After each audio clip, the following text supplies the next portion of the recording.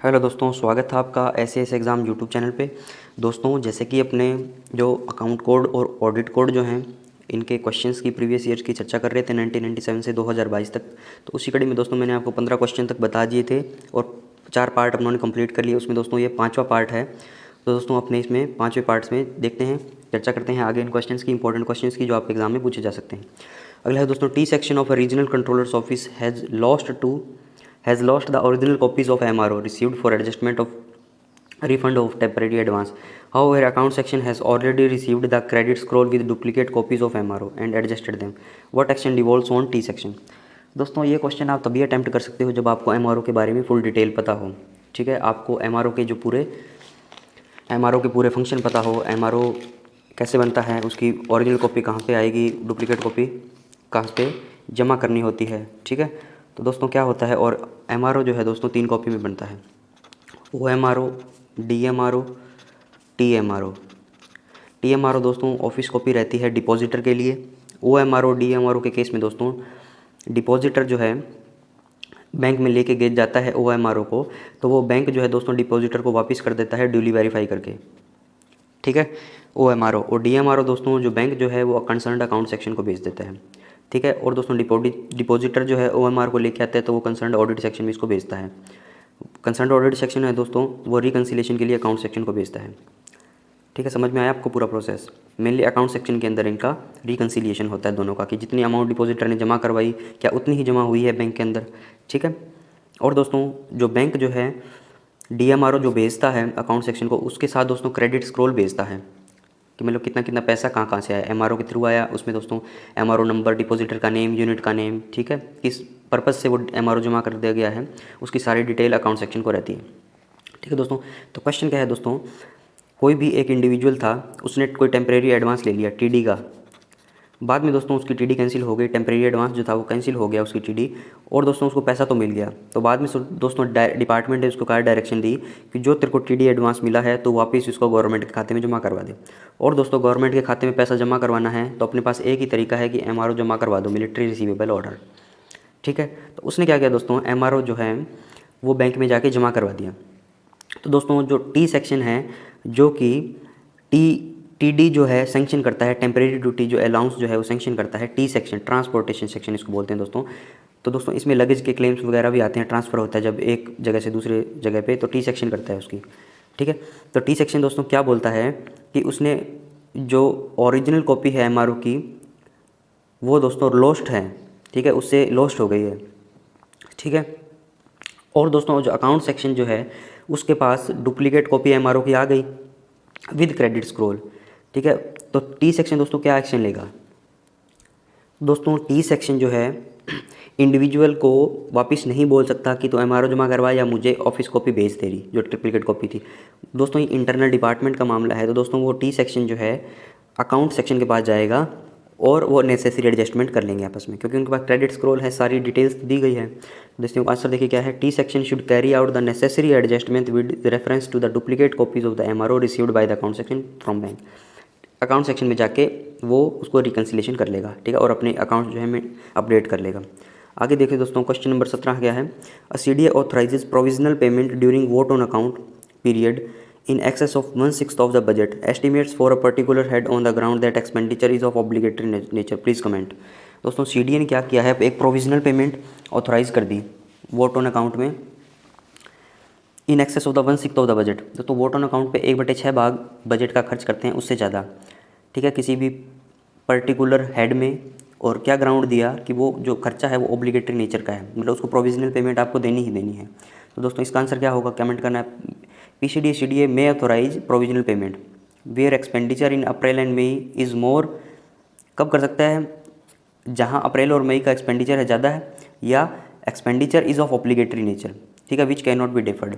ठीक है, obligatory nature का है तो दोस्तों पेमेंट करनी ही पड़ेगी आपको। ठीक है, however it has to be ensured that vote on account for the demand as a whole is not exceed.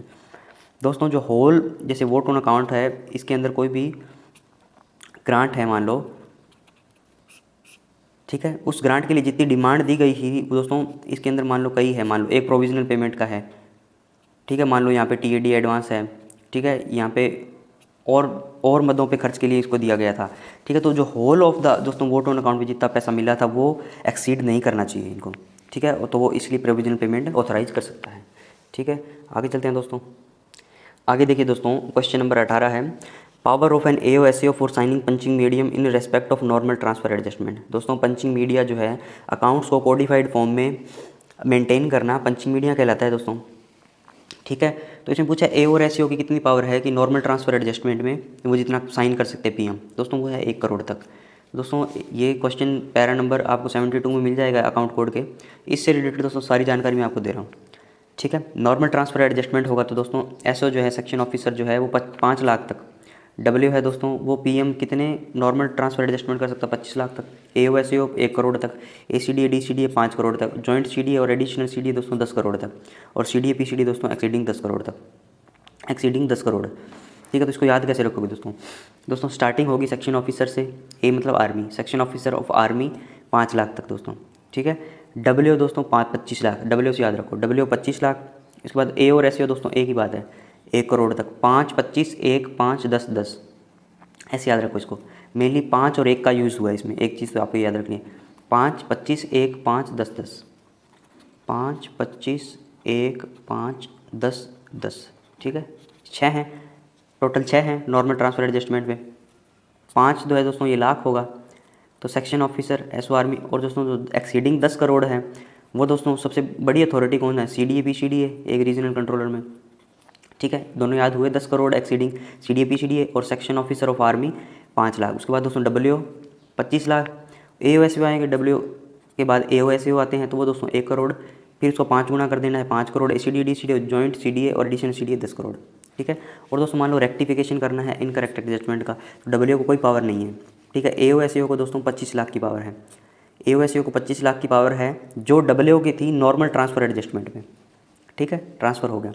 और दोस्तों ACDA DCDA को इनकरेक्ट एडजस्टमेंट के रेक्टिफिकेशन की पावर है जो AOSAO को थी 1 करोड़ की, वो इनको रेक्टिफिकेशन में है, ठीक है। जॉइंट CDA एडिशनल CDA को है 5 करोड़ तक, जो ACDA DCDA को थी 5 करोड़ की नॉर्मल ट्रांसफ़र एडजस्टमेंट। और दोस्तों CDA PCDA को दोस्तों एक्सीडिंग 5 करोड़ तक की पावर इसमें दी गई है रेक्टिफिकेशन ऑफ इनकरेक्ट एडजस्टमेंट।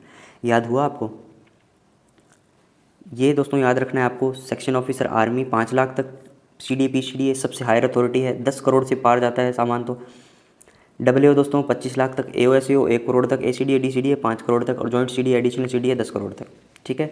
और रेक्टिफिकेशन करना हो तो AOSAO W वाला करेगा 25 लाख, ACDA DCDA AOSAO वाला करेगा 1 crore, joint CDA additional CDA ACDA DCDA वाला करेगा 5 करोड़, और CDA PCDA exceeding 5 crore, exceeding 10 crore, exceeding 5 crore. याद हुआ?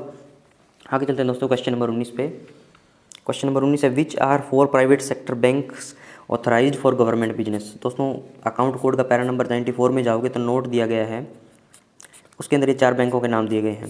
दोस्तों इन 4 बैंकों के नाम भी अपने भूल सकते हैं, तो इसको याद कैसे रखना आपको? एक तो एक्सिस और HDFC, ये आपको याद रहेगा, दोनों बहुत बड़े बैंक है प्राइवेट सेक्टर के। HDFC एक्सिस तो आप नहीं भूलोगे दोस्तों। दूसरे बाकी दोनों II वाले हैं, II, एक तो ICICI और दोस्तों एक है IDBI, ICICI और IDBI, ठीक है।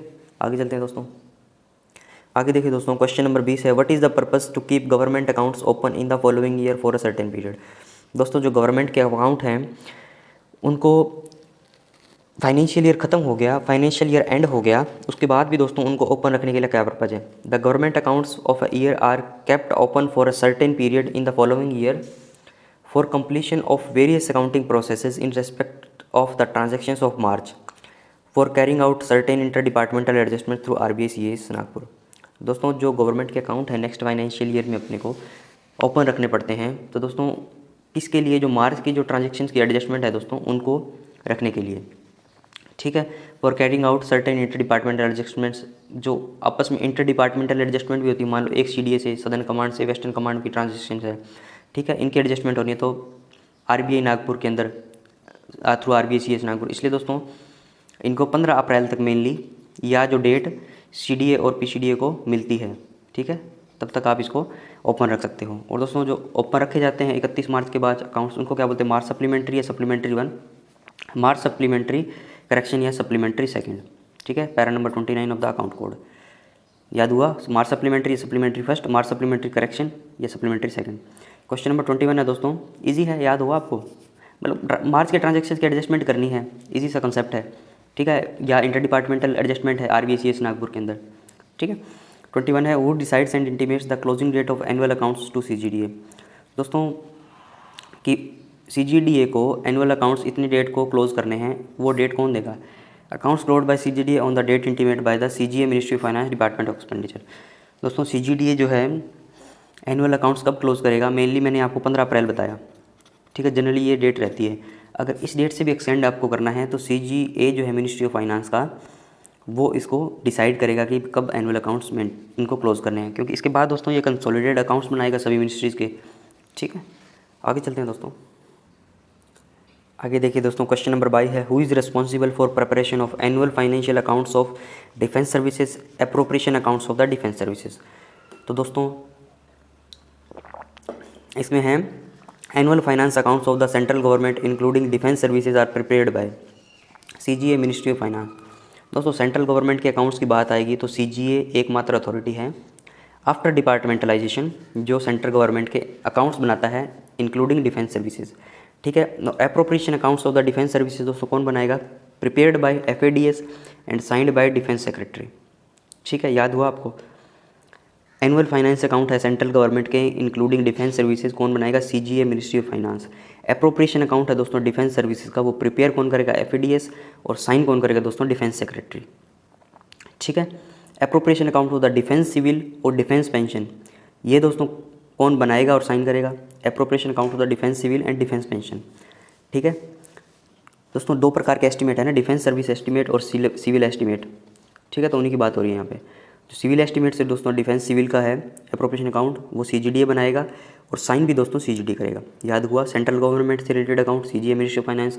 Appropriation account of defence services prepared by FADS signed by defence secretary. Appropriation account of the defence civil and defence pension prepared by CGDA signed by CGDA।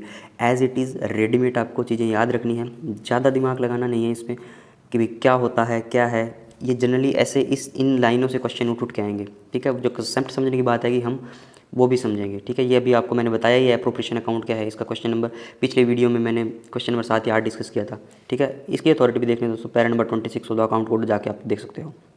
आगे दोस्तों, major X is posted in office of the high commissioner of India in UK on what authority will the high commissioner of India maintain his pay and allowances.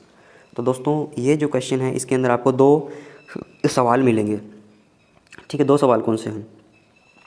एक तो दोस्तों UK के अंदर कोई भी major x है, मान लो major Rohan है, मान लो फॉर एग्जांपल, वो UK के अंदर पोस्टेड है, ठीक है।